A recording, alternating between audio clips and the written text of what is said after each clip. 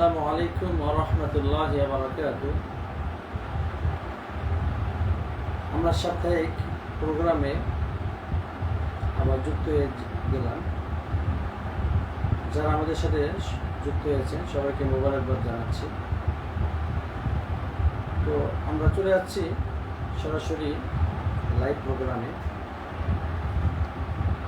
এক ভাই জানতে চেয়েছেন, কোনো মহিলা যখন বিবাহের পিড়িতে বসেন তো তার কাছ থেকে এজেন্ট আনা হয়।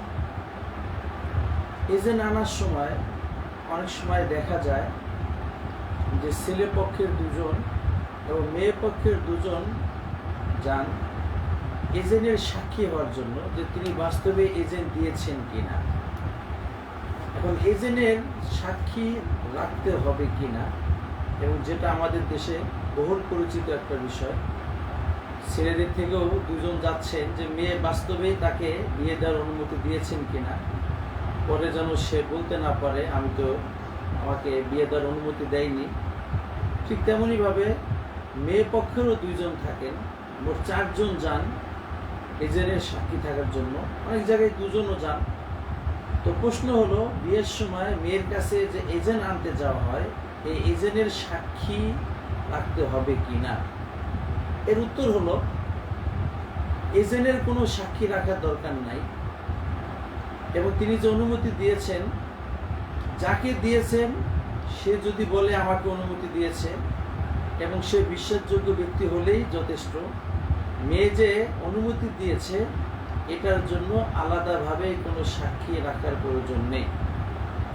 এখানে আরেকটা মাসলা আমরা অ্যাড করি, মেয়ের কাছ থেকে এজেন্ট আনতে যাবেন কারা, ছেলে পক্ষের কেউ না মেয়ে পক্ষের কেউ, এবং মেয়ে পক্ষের গেলে সেই লোকটা কে হবে, ওই মেয়ের বাবা, ভাই বা আপন চাচা, মাহরামদের থেকে কেউ, নাকি তার দুলা ভাই বা এমন কেউ যাদের সাথে তাকে পর্দা করতে হয়।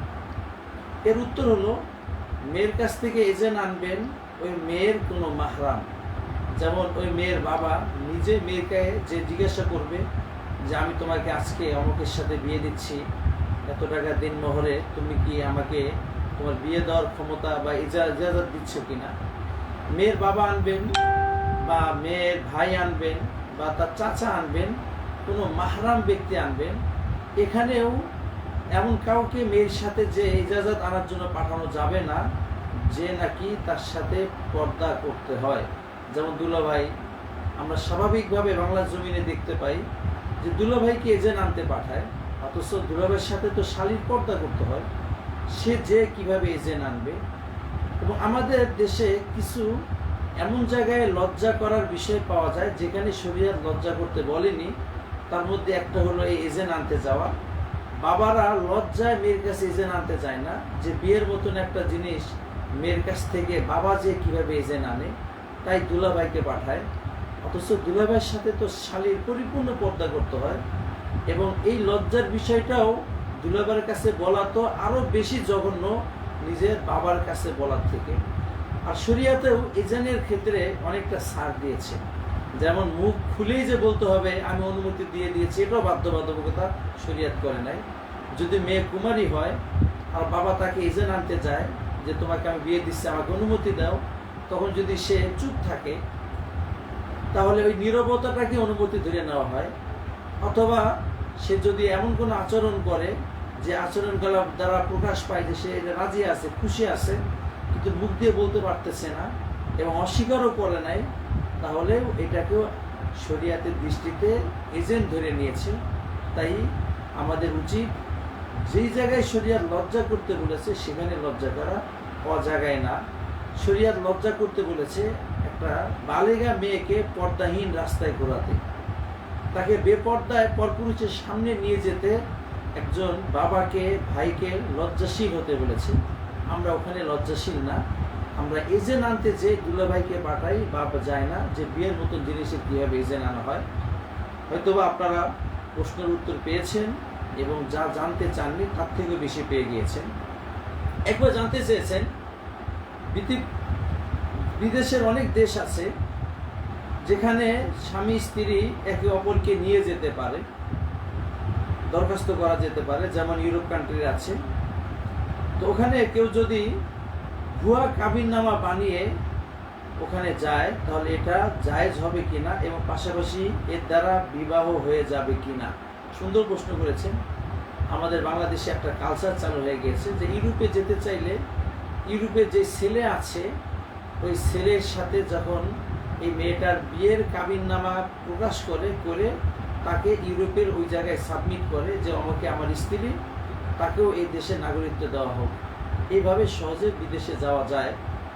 এ কারণে দেখা যাচ্ছে অনেক মেয়েরা আছে যারা শুধুমাত্র ইউরোপের কোনো কান্ট্রিতে যাওয়ার জন্য ওখানের কোনো ছেলের নামে ভুয়া কাবিননামা বানাচ্ছে, তার সাথে বাস্তবে বিয়ে হয় নাই। এবং যেহেতু বিয়ের পুরো প্রোগ্রামের ভিডিও করতে হয়, ভিডিও করে ছবি পাঠাতে হয়, ইত্যাদি ইত্যাদি সব কিছু করতে হয়, তাই বর্তমান এই সবগুলোই করে। তারা বিয়ের অনুষ্ঠান করে, ওখানে ভিডিও করে, সব কিছু করে এরপরে ওই ছেলের কাছে পাঠায়।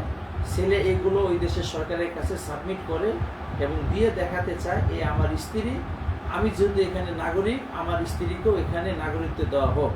এই যে ভুয়া কাবিননামা বানানো হচ্ছে, এটার বৈধতা আছে কিনা? এর উত্তর হলো শরিয়াতে কোনো মিথ্যার আশ্রয় নেওয়ার সুযোগ নেই। আপনি যার সাথে বিবাহ করেন নাই তাকে আপনি বিয়ে করার একটা ভুয়া কাগজ দেখানো শুধুমাত্র ওই দেশে যাওয়ার জন্য, এটার কোনো সুযোগ নেই। এটা হলো একটা সুরত। দ্বিতীয় কথা হলো, আপনি কারোর সাথে যদি ভুয়া কাবিননামা বানান এবং তারা যদি এটাকে সামাজিকভাবে বিবাহ দিয়ে দেয় এবং বিবাহের সমস্ত যে সিস্টেমগুলো আছে, যেমন ইজাব কবুল আছে, সাক্ষী রাখা আছে, এগুলো যদি আপনারা করে ফেলেন, যদিও সেটা নাটক হিসেবে করতেছেন, বাস্তব মনে করে না, তারপরেও শরীয়তের দৃষ্টিতে একে অপরের স্ত্রী স্বামী হয়ে যাবেন এবং পরবর্তীতে কেউ অন্য জায়গায় বিবাহ করতে পারবে না, বিশেষ করে মেয়ে অন্য জায়গায় বিবাহ বসতে পারবে না তার কাছ থেকে তালাক নেওয়া ছাড়া। তাহলে প্রশ্নটা উত্তর আপনারা পেয়েছেন যে ভুয়া কাবিননামা বানানোর সুযোগ নেই। আর যদি আপনারা এই ভুয়া কাবিননামা বানাতে যে বিবাহের সমস্ত পর্বর অভিনয় করেন, যেমন আপনি ইজাব করলেন, কবুল করলেন, সিগনেচার দিলেন, তারপরে সবগুলোকে করলেন, এই ভুয়া অভিনয় করার কারণেও বাস্তবেই ওই ছেলের সাথে এই মেয়ের বিয়ে হয়ে যাচ্ছে। পরবর্তীতে এই মেয়ে অন্য কোথাও বিয়ে বসতে পারবে না তার কাছ থেকে তালাক নেওয়া ছাড়া। একবার জানতে চেয়েছেন গর্ভবতী নারীর ইদ্যত কতদিন? অর্থাৎ স্বামী যখন মারা গিয়েছেন তখন স্ত্রী গর্ভবতী ছিলেন। তো এমন স্ত্রী যিনি গর্ভবতী অবস্থায় আছেন তার ইদ্যত হলো সন্তান ডেলিভারি দেওয়া।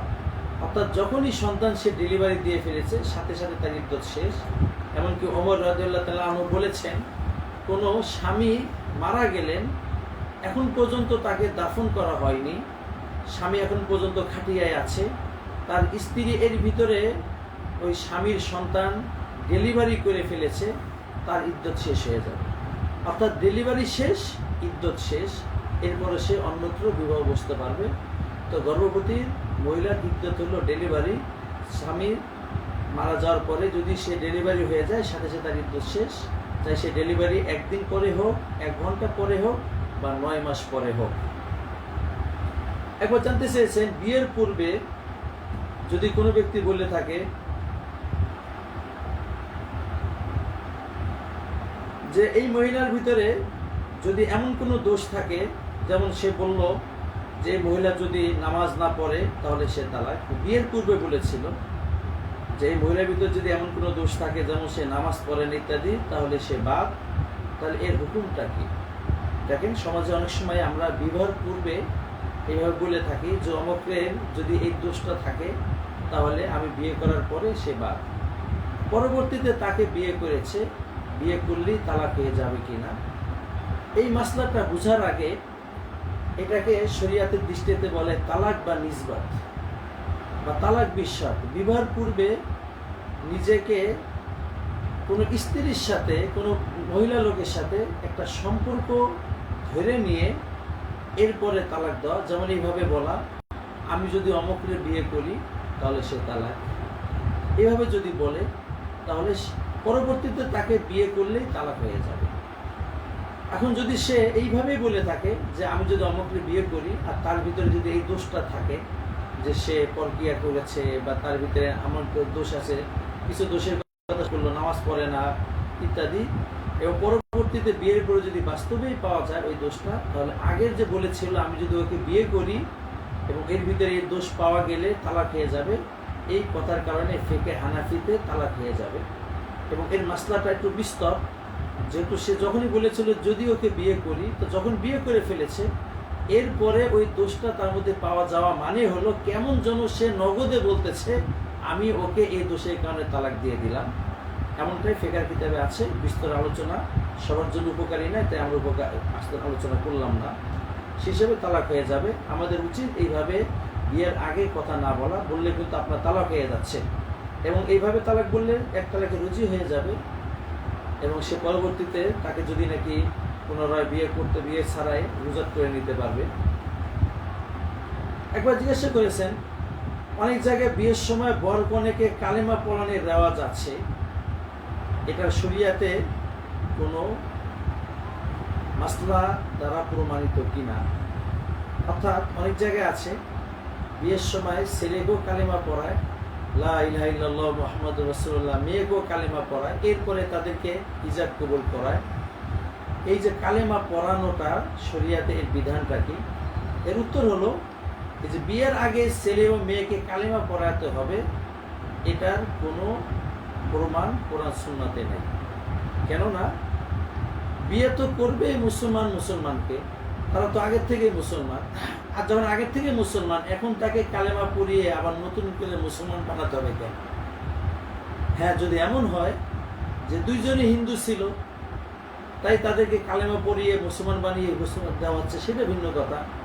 অথবা দুইজনের কোনো একজন হিন্দু ছিল বা অন্য ধর্মের ছিল, তাই তাকে এখন কালেমা পড়িয়ে আগে মুসলমান বানানো হচ্ছে, তারপরে বিয়ে দিয়েছে, সেটা একটা ভিন্ন মাসলা। কেন? তখন তো তাকে কালেমা পড়াতেই হবে, কালেমা পড়ানোর পরে তাকে নগদে মুসলমান বানাতে হবে। মুসলমান হওয়ার পরে সে একটা মুসলমান মেয়েকে বা ছেলের সাথে তার বিবাহ বন্ধনে আবদ্ধ হতে পারবে, সেই সময় তাকে কালেমা পড়ানো হয়। এটা বিয়ের কোনো অংশ হিসেবে না, তাকে ইসলামে আনার জন্য, আর ইসলামে আনার পরে বিয়েটা শুদ্ধ হয়। কিন্তু যে সমস্ত ছেলে এবং মেয়ে আগের থেকেই মুসলমান, বিয়ের সময় তাদেরকে নতুন করে কালেমা পড়ানো, এরপরে ইজাব কবুল করানো, এটা বর্জনীয় একটা কাজ। এটা শরিয়াতের কোনো এলাও নাই বা কোনো গুরুত্ব নাই।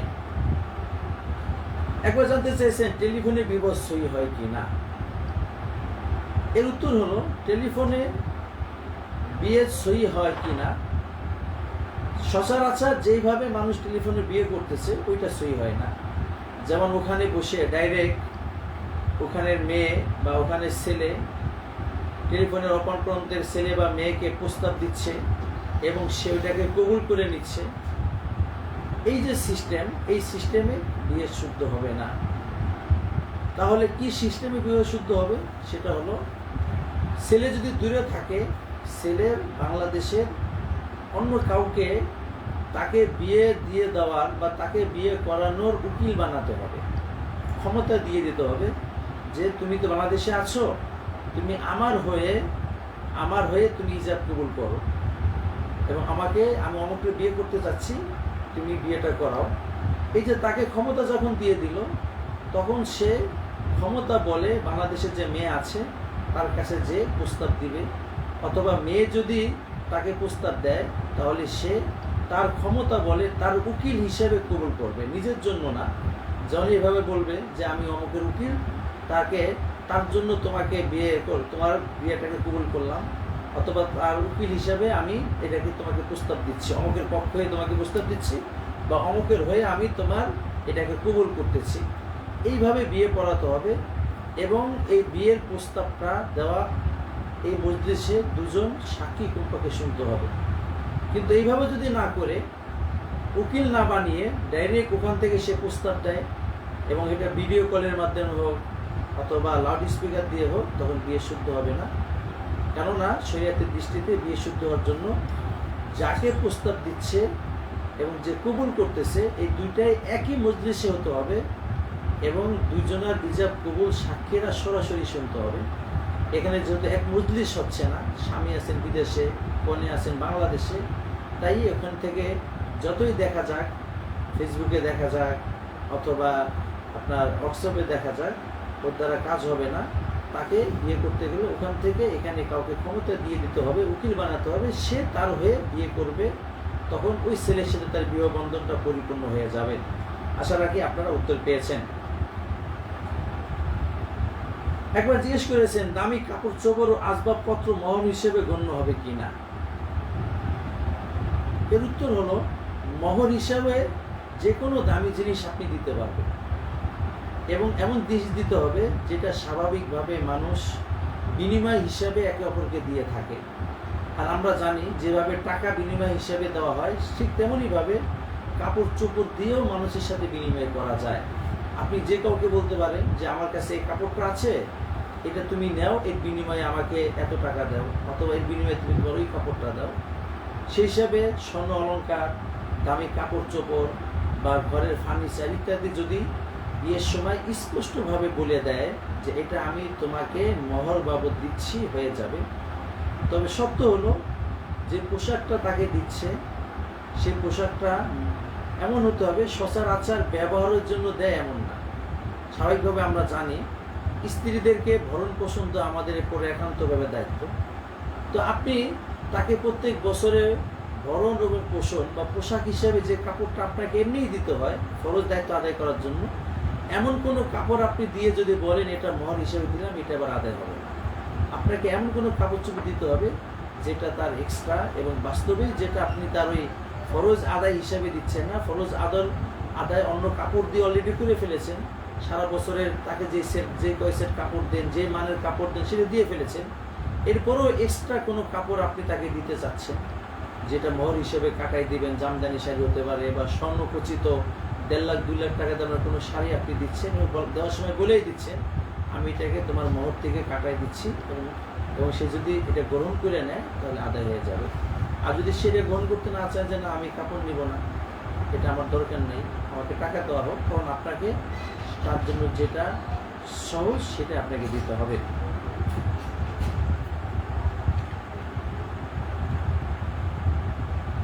একবার জানতে চেয়েছেন 10 টাকা মোহর নির্ধারণ করে বিয়ে করা যাবে কিনা। আমরা বর্তমান অনেক আধুনিক এবং আধুনিকা ছেলে মেয়েদেরকে দেখতে পাচ্ছি যারা প্রায় বলে বসে যে ভালোবাসার মানুষ একজন আরেকজনকে ছুঁতে গেলে মোহর দিতে হবে কেন, ভালোবাসার মানুষকে বিয়ে করতে গেলে মোহর দিতে হবে কেন, ভালোবাসাটাই মোহর, তাই তারা কোনো মোহর ধার্য করে না। অনেকে আবার 1 টাকায় বিয়ে করেন, 10 টাকা মোহর ধার্য করে বিয়ে করেন। এই যে কথাগুলো যে মোহর দিতে হবে কিনা, এই প্রশ্ন করার অধিকারই আপনার নাই। শরীয়ত কিছু জিনিস আমাদেরকে আবশ্যক করে দিয়েছে, সেটা আপনার বুঝে আসুক বা না আসুক এটা আপনাকে করতে হবে। তাই বিয়ের সময় আপনাকে অবশ্যই মোহর ধার্য করতে হবে, এবং মোহরটা হতে হবে কমপক্ষে 10 দিরহাম, এবং সেই 10 দিরহামটা 2 ভরি 10 আনা রূপা, 2 ভরি 10 আনা রূপা সর্বনিম্ন এই পরিমাণ রূপা ধার্য করতে হবে, বা এর সমমূল্যের কোনো দামি জিনিস, টাকা পয়সা ইত্যাদি ধার্য করে আপনাকে বিয়ে করতে হবে সর্বনিম্ন। এর উপরে আপনি যত ধরে পারেন, শরীয়তের দৃষ্টিতে আপনার যদি দেওয়ার সামর্থ্য থাকে এবং দেওয়ার নিয়েতেই ধরেন, এবং দিতেই হবে, কারণ মোহর এমন একটা জিনিস যেটা দেওয়া আবশ্যক, ছেড়ে দেওয়ার কোনো সুযোগ নেই।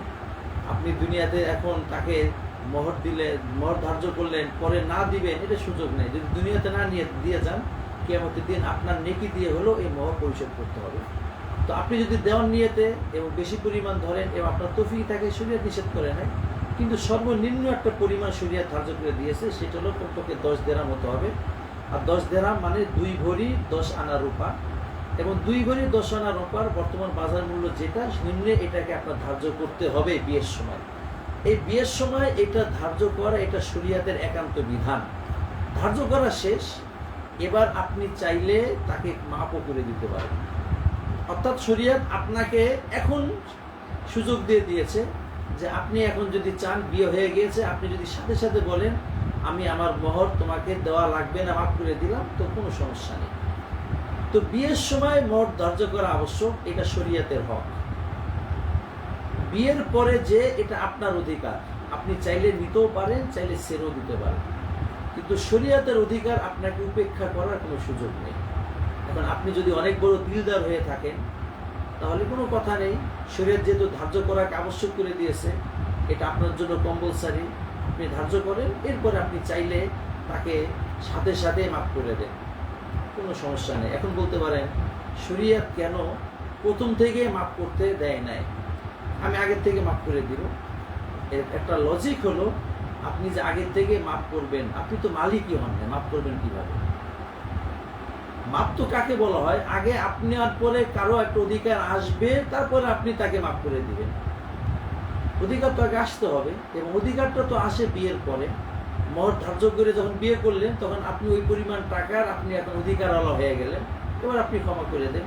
বিয়ের আগে তো আপনি এই পরিমাণের এই অধিকারটাই পান নাই। আপনি জল্পনা করে নিয়েছেন সে আমাকে এত টাকা দিবে, আপনি মালিক হন, তারপর আপনি তাকে ক্ষমা করেন। এই লজিকের দৃষ্টিতে আগে মাফ করা যায় না, আপনি অধিকার প্রতিষ্ঠা হওয়ার পরে যে মাফ করা যায়। আশা রাখি আপনি জিনিসটা বুঝেছেন, এবং আধুনিকতা দেখাতে যে শরীয়তের কোনো বিধানকে লঙ্ঘন করার সুযোগ নেই। মনে রাখবেন, আপনি যে বিয়ে করতে যাচ্ছেন, এই সমস্ত বিধানের ক্ষেত্রে আপনি স্বয়ংসম্পন্ন না, এবং আপনি আপনার দেহেরও মালিক না। আপনি যে বললেন আমার দেহ আমি আরেকজনকে ছুঁইতে দেব, এই দেখেনে ভালোবাসার মানুষকে আমার টাকার দরকার কিসে? আপনি যে বললেন আপনার দেহ, এই কথাটাই আপনার রং। দেহটা আপনার না। যদি আপনার দেহ হতো, তাহলে এই দেহের প্রত্যেকটা অর্গান আপনাকে বাজার থেকে কিনে কিনে লাগাতে হতো, কিন্তু কোনোটাই আপনাকে লাগাতে হয়নি।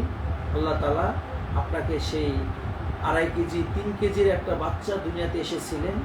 আল্লাহ সুবহানাহু ওয়া তাআলা এর সমুদয় প্রয়োজন পূরণ করে, এর অক্সিজেন, পানি, রক্ত, মাংস দিয়ে কুদরতিভাবে সমস্ত অর্গানগুলোকে দিয়ে তিনি বড় বানিয়েছেন। দেহটা পুরাই আল্লাহ। আপনাকে কিছু কিছু ক্ষেত্রে তিনি ব্যবহার করার অনুমতি দিয়েছেন, এবং যেইভাবে দিয়েছেন আপনাকে সেইভাবেই ব্যবহার করতে হবে, অন্য কোনো সুযোগ নেই। যদি তেরামি করেন, তাহলে হয়তো দুনিয়াতে তেরামি হবে, পরকালে আপনার জন্য আযাবুন আলীম অপেক্ষা করে যাচ্ছে। একবার জানতে চেয়েছেন,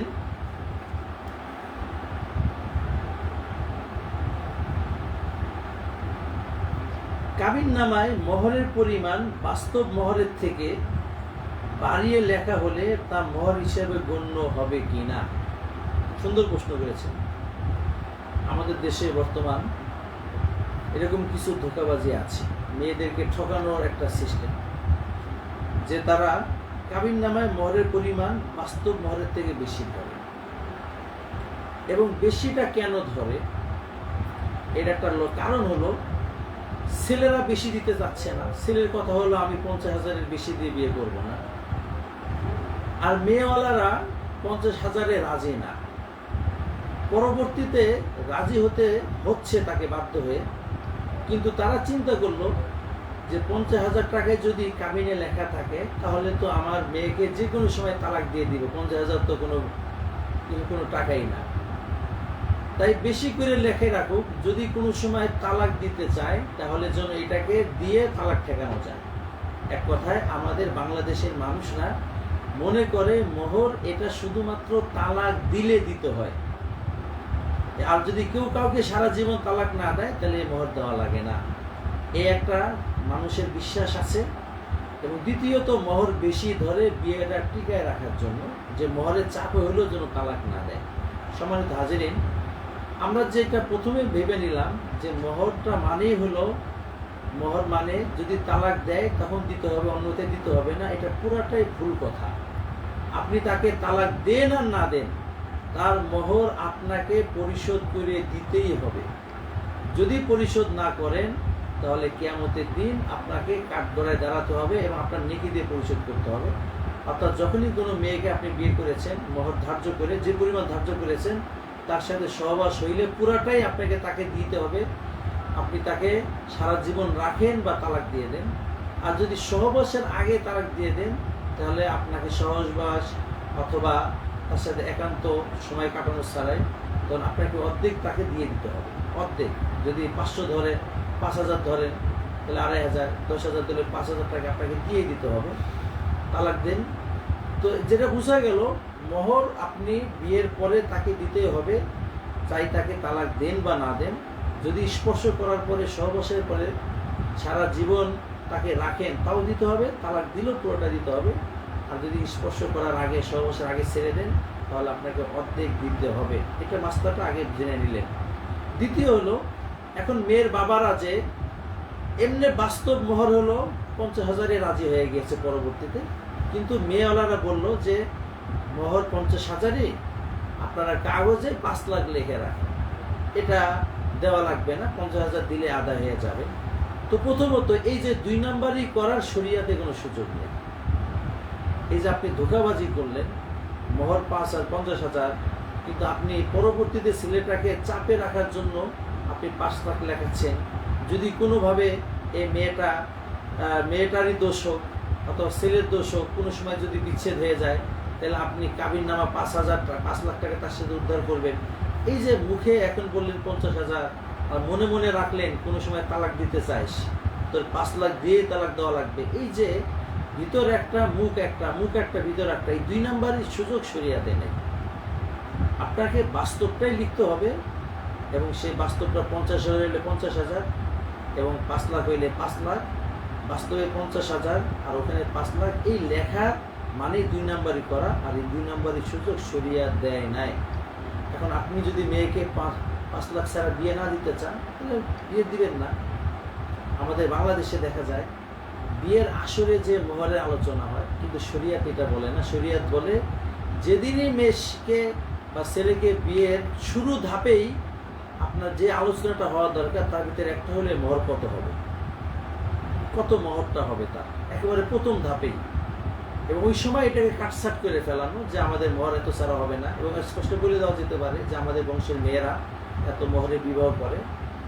তারপরে যে বিবাহ হবেই কি হবে না এটাকে সামনে আগানো, আগে মোহর বা অন্যান্য যে বিষয়গুলো আছে। আমাদের বর্তমান সমাজে আমি বলি যে বিয়ের আলোচনা শুরুই হওয়া দরকার মোহর কত হবে এটা দিয়ে, এবং এই মেয়ের বাপের সাথে থাকবে বা ছেলেটাকে এই মেয়েকে নিয়ে বাবা মায়ের সাথে থাকবে না আলাদা থাকবে, আলাদা বাসা নিবে কিনা, চাকরি যেখানে করে ওখানে নিয়ে যাবে নাকি বাড়িতে রেখে যাবে, গ্রামে রেখে যাবে, তারপরে তাকে লেখাপড়া শিখাবে কি শিখাবে না, নাকি এখানে স্টপ করে দিবে।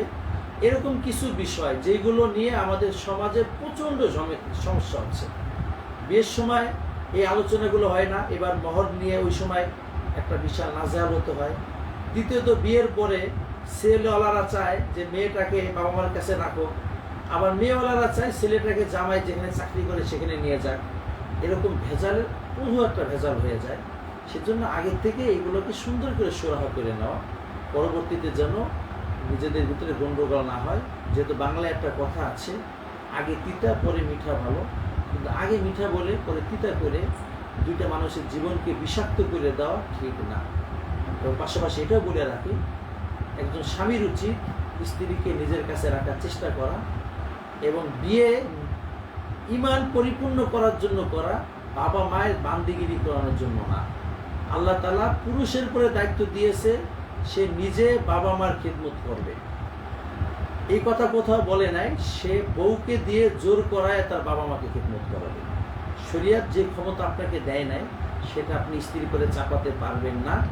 আপনার কাছে ভালো লাগলেও সই, না লাগলেও সই। শরিয়াত কি শরিয়াত, আপনার ভালো না লাগা কিছুই নেই।